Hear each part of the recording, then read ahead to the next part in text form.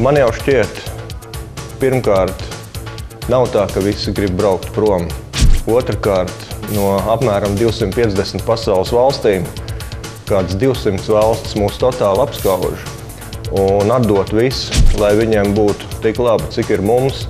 Un es bieži vien domāju, ka,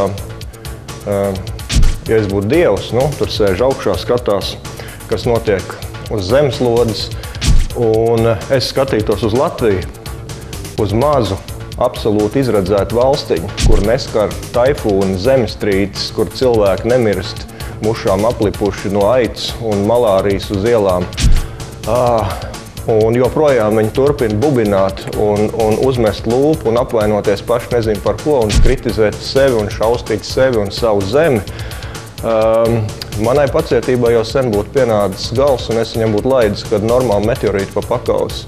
Tā kā varbūt labi arī, ka es neesmu Dievs. Var ceļot, var aizbraukt, pastrādāt, var studēt, var apgūt zināšanas, var uzsūkt pasaules pieredzi, var braukt atpakaļ. Un tas ir ok, ja tava motivācija ir augt, izglītoties, karjeras ziņā, vienalga apskatīt pasauli, bet braukt projām tāpēc, ka tu jūties, ka šī vieta ir slikta, iespējams, ka varbūt kaut kur citur ir labāk. Kur tu brauks? Spānijā bezdarbs 20%. Tu nolaidies Barcelonas lidostā, tur pat droši vien krūmos arī var uzcelt teltu un mēģināt sākt dzīvot un salīdzināt, ka varbūt Latvijā bija labāk.